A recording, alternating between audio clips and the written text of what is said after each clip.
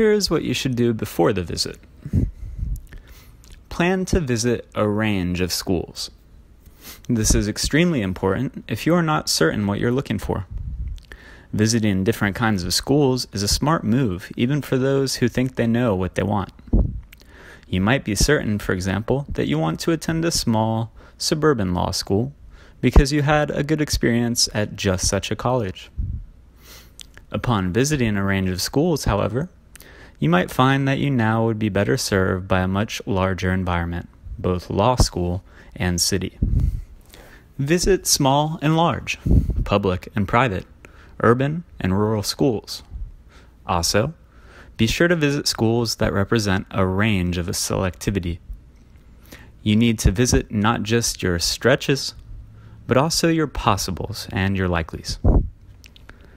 Note that you will learn about many colleges and about all the schools you plan to visit as you tour different schools. After you have visited several schools, you will know what items are most crucial for you to investigate, as well as how best to gather the information you need. Therefore, do not plan to visit your likely top 2 choices first.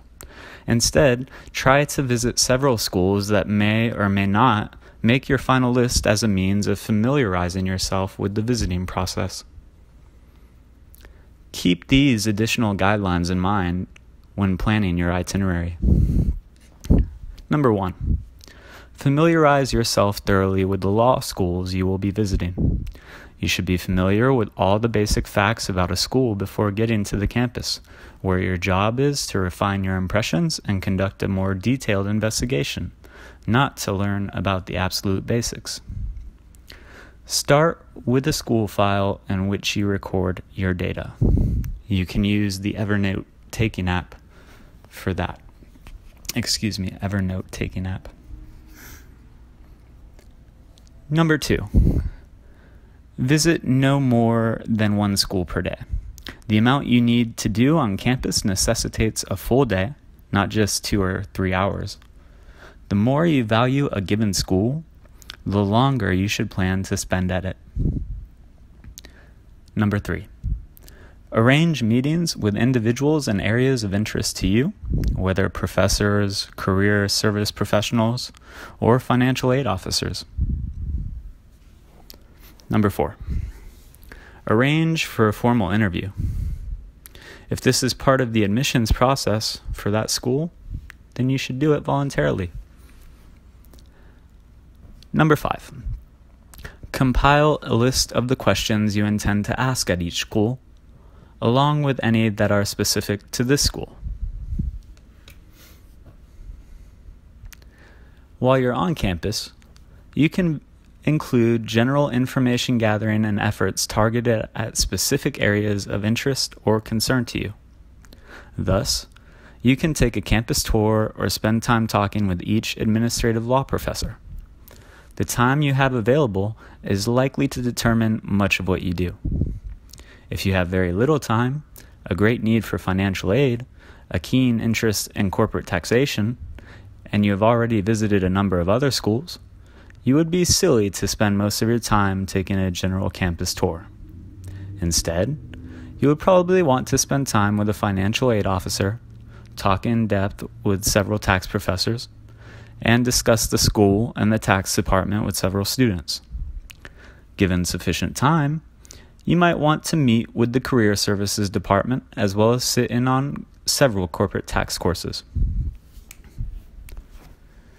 When you're taking the campus tour, you can take a general tour of the university or perhaps a tour of just your specialized school. The former is likely to last up to an hour, whereas the latter is likely to be much shorter. These tours are a pleasant way to get your bearings. They can also give you the chance to size up the atmosphere of the campus. The students who lead such tours are, of course, salespeople for the school, so do not expect to get a forthright perspective on the school's strengths and weaknesses from them. When you visit the school and you're listening to the information session, the career services department. Relatively few applicants pay sufficient attention to the value a good career services department can add to a school and to their own career prospects. Visiting the career services department at each school you visit will quickly show you which are the most able where your interests are concerned. Take 20 or 30 minutes to discuss what they offer. In light of the discussion on prior talks of what a good career service department can do. Classes. Upon contacting the admissions office to arrange a visit, ask about the possibility of sitting in on classes. This is your opportunity to get a feel for the professors, students, and the nature and quality of teaching at the school. If you have time, try to sit in on a variety of classes. Consider sitting in on a first-year core course, as well as an advanced course in a subject of particular interest to you. Try to sit in on a course for which the admissions office does not make the arrangements. Given that the admissions officers want to sell their school, you can expect them to try to route you to the best instructors. To see what an ordinary professor is like, ask students for a suggestion in your chosen field. Although admissions officers often lead information sessions, this is seldom a time to try to stand out from the crowd in order to impress them. Those who try to dominate sessions or gain attention with too many questions that are not of interest to other applicants are frowned upon by admissions officers. If you are lucky enough to be one of only a couple attendees, however, keep in mind that your efforts may improve your admissions chances.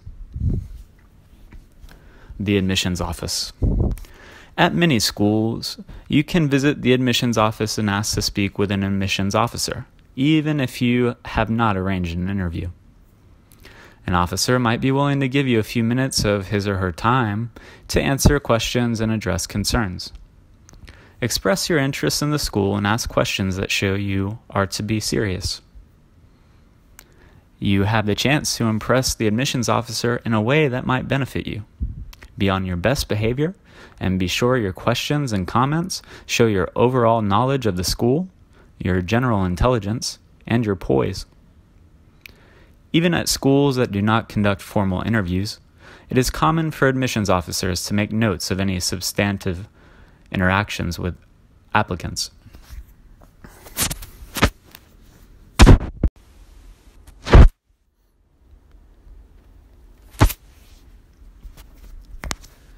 Visiting a college is an extremely important part of your research. The visit brings to life a school that has heretofore been only an imaginary place fashioned by rumors, hearsay, website information, guidebooks, brochures, and statistics.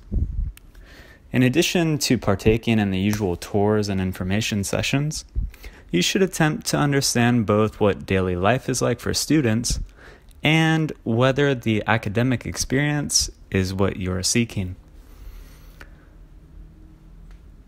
College visits also offer opportunities to improve your admissions chances.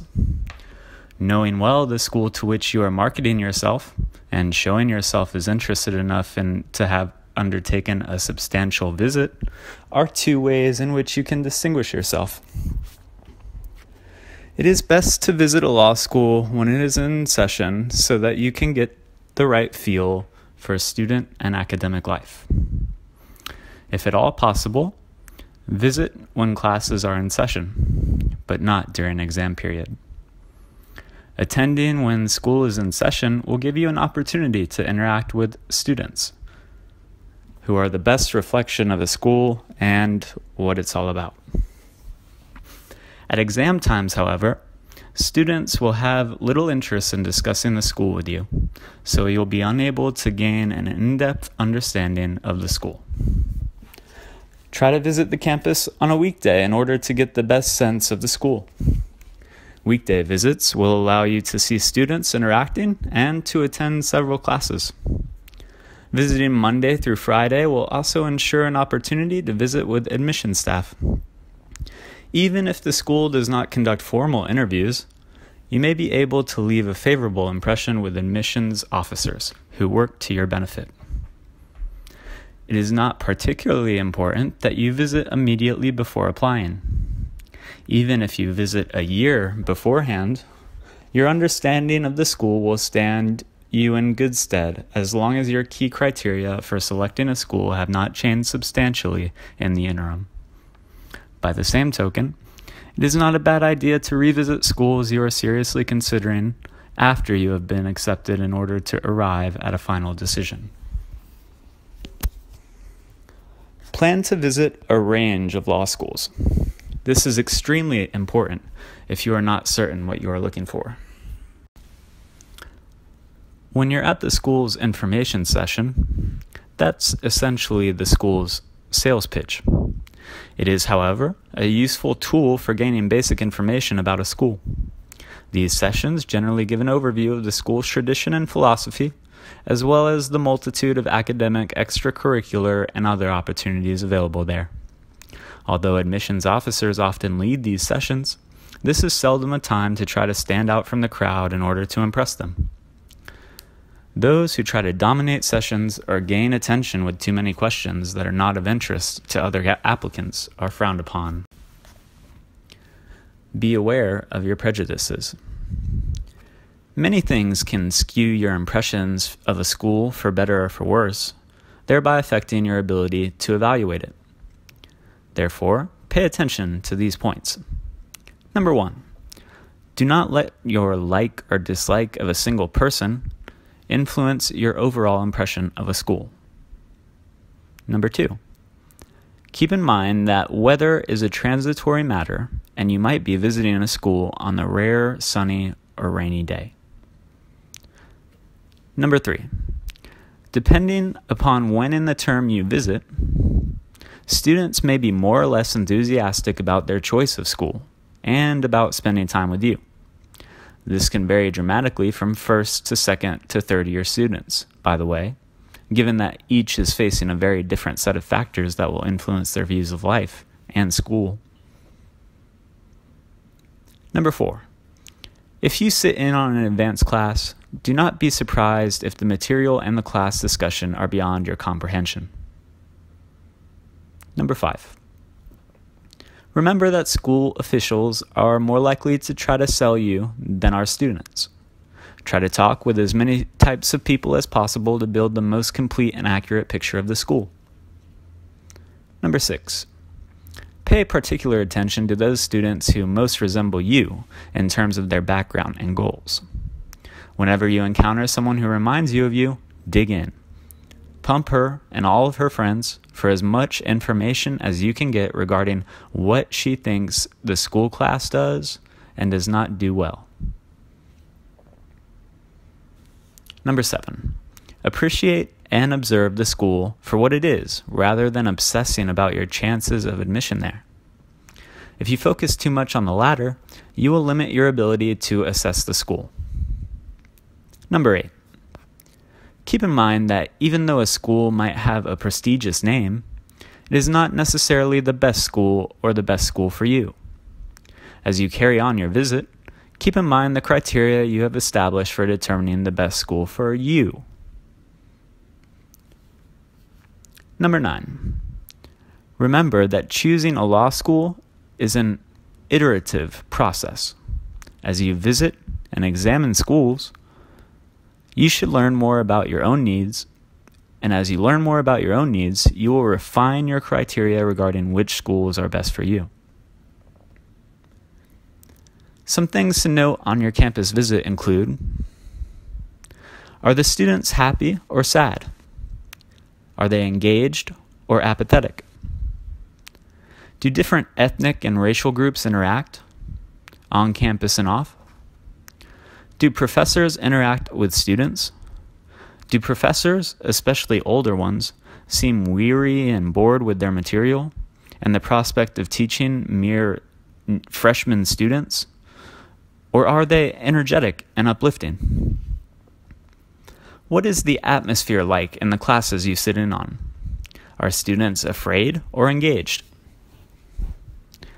Are the library and computer facilities well used? Are they comfortable? Are there sufficient private carrels and areas for group meetings? Is the atmosphere conducive to studying? What is the pulse of the university? What sorts of activities and events are advertised on bulletin boards? What issues are important to students? What is the overall feel of the school?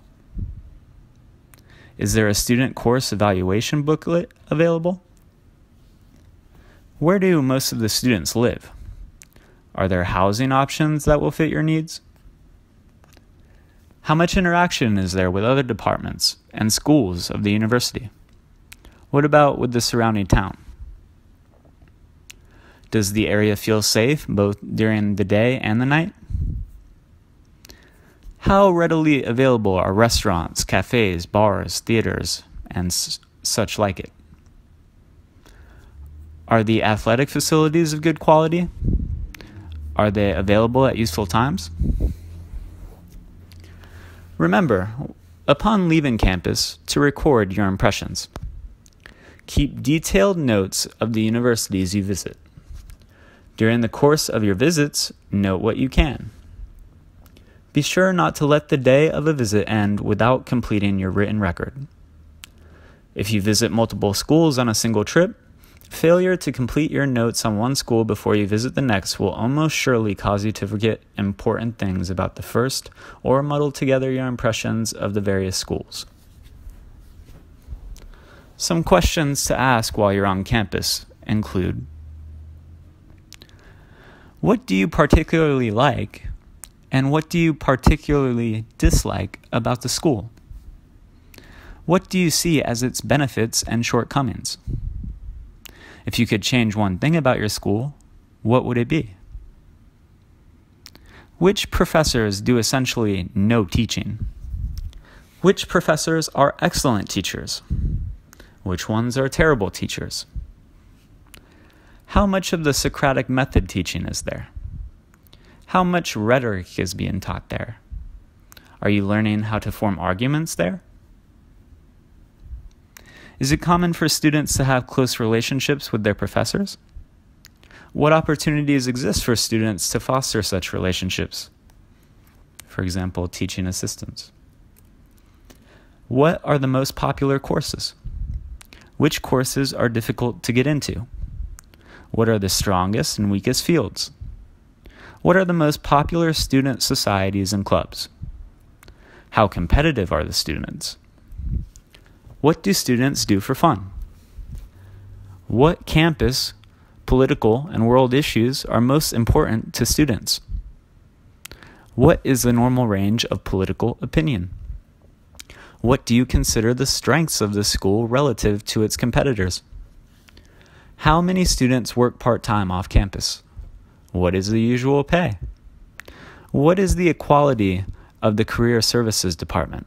Are there career services professionals who specialize in your area of interest?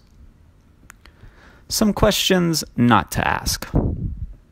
Number 1, avoid asking questions about admissions requirements or any other questions to which you can find answers on your own by simply reading admissions brochures and websites.